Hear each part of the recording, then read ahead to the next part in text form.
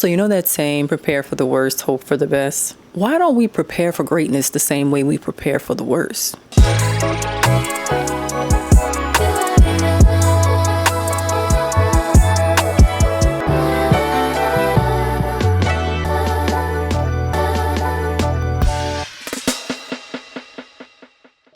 What's up, my loves? Welcome back to my channel. If this is your first time seeing my face, hi, my name is Laura Chanel, and if you are a returning subscriber, what's poppin', twin? Be sure to hit the subscription button and turn on the notification bell so you don't miss any of the uploads that I put on my channel. As you can tell by the title of the video, we are going to be talking about how to prepare for greatness. In this day and age, we are told by so many that we have to act like the person that we're becoming and step into the person that we are becoming, right? This is all great advice until greatness comes along, and then we found ourselves scrambling trying to figure out how to handle it. So here are 5 ways to prepare yourself for greatness, and you're gonna want to write this down. Number 1, create before you consume.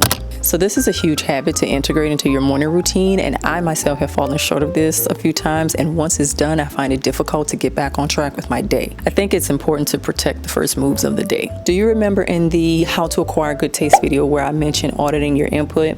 By the way, if you haven't watched that video, please make sure you click on the info card. I'll have the video linked above on the upper right hand corner, so make sure you go ahead and check that out after you're done watching this video. I suggest you create something first. You can write, you can think, you can sketch, you can ideate, whatever it is, but make sure you create something before you consume. So before you let the emails and the text messages and the social media feeds and, you know, maybe Teams messages from work or whatever it is. I'm thinking about going back to the old school alarm clock, because usually I have my alarm set on my phone.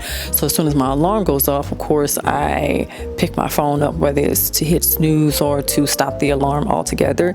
And then as soon as that screen lights up, then, you know, I'm drawn into the phone.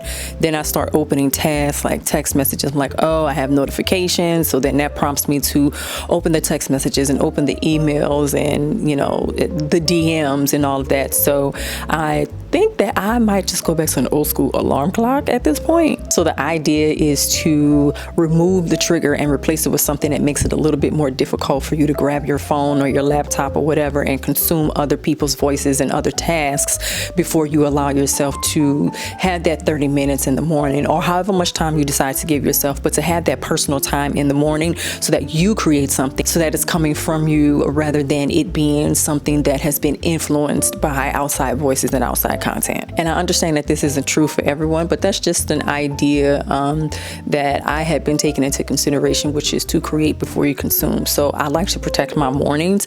So maybe that's something that you can try out, but comment below and let me know if this is something that you have implemented into your morning routine, or if this is something that you may want to try. Number 2, rehearse recovery, not just the win. So you know how people rehearse acceptance speeches? Everyone prepares for the good, but when the ugly shows up, you choke. No one really prepares for the setback, which is the thing that actually determines where your greatness is holding steady. You could stumble over your words, you could make a mistake at work, you could make a bad investment, but how you handle it is where true greatness lies, I believe. Setbacks are gonna happen no matter what. You could be on your way to an event and all of a sudden a tire blows out. But since you were prepared with roadside assistance or a spare tire, you were actually able to get the tire changed, or you changed it yourself and you were able to move on about your day. Now, I understand that people say, oh, well, you can't think negative all the time. Like, you got to make sure you keep a positive mindset, XYZ. But here's my analogy. If you were going to court and your attorney was just winging it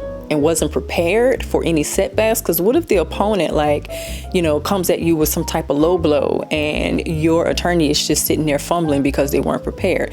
Like, you'd be pissed off, right? So the idea is to make sure that you're prepared for the setbacks so that you can go in for the win. So early on, while you're calm, design how you would respond to setbacks. So here are 3 tactics you can use to rehearse recovery. Number 1, pause. Now, I understand it may be your first instinct to react to a setback, but I can guarantee you that it's almost always the wrong move.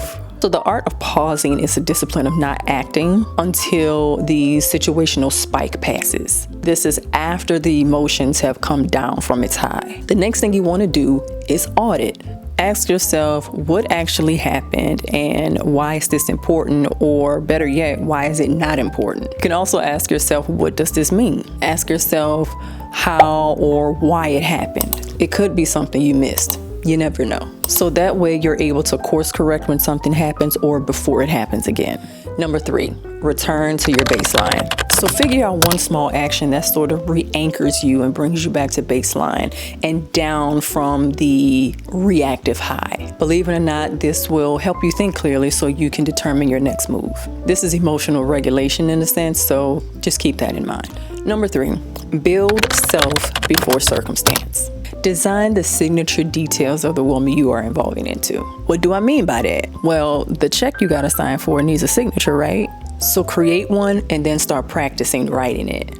Now, you'll have to sign papers for receiving money or purchasing a new home or investing in a business. What about the way you answer the phone or the way you enter a room? This may feel small and theatrical, but when it's time for you to deliver the best version of yourself, you're not standing in the moment trying to scramble and put yourself together on the spot. So prepare for greatness now so you're not in shambles later. Number 4, this one is my favorite.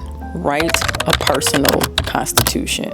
Writing a personal constitution is a way to govern yourself, basically. It's a document of rules and regulations and bylaws that you live by. What you will and won't tolerate, how you make decisions, what you do when you're tired and tested. The purpose of personal bylaws is to outline the structural framework of how you live your life. And then the rules and regulations break down those bylaws into day-to-day actions. I think it's easy to improvise your character in the moment, and then whatever the results are, you're just like, okay, yeah, this is who I am. When in fact, this was something that was made up on the spot. Now, could it work? It's possible. You might get lucky and it just might work. But the real question is that your standard? What are the consequences?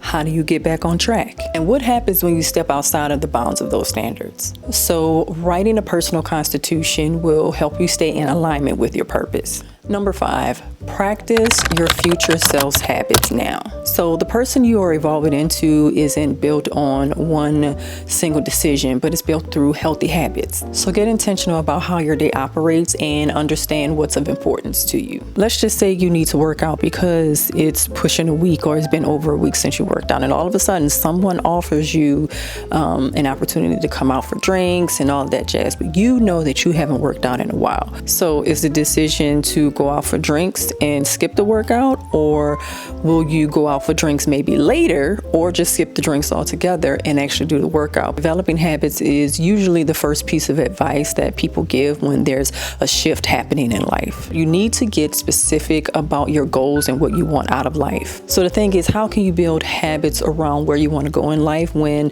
the habits that you have do not align with the end result? Don't wait until things start shifting and now your world is falling apart because you can't manage it. So start running the habits of your future self. Ask yourself, what does an ordinary Tuesday look like? Or what does your morning routine look like? Pick 1 or 2 of those habits and then start putting those into practice. Don't force all of the habits and force all of the changes all at once. So small changes compound over time, which makes the habits easier to integrate and maintain. So make sure you understand which habits are worth building. If you found this video helpful, please make sure you hit the subscription button and turn on the notification bell so you don't miss any of the uploads that I put on my channel. And be sure to share this video out with 5 friends who are preparing for greatness. I appreciate you watching this video, and I will see you in the next one. Ciao.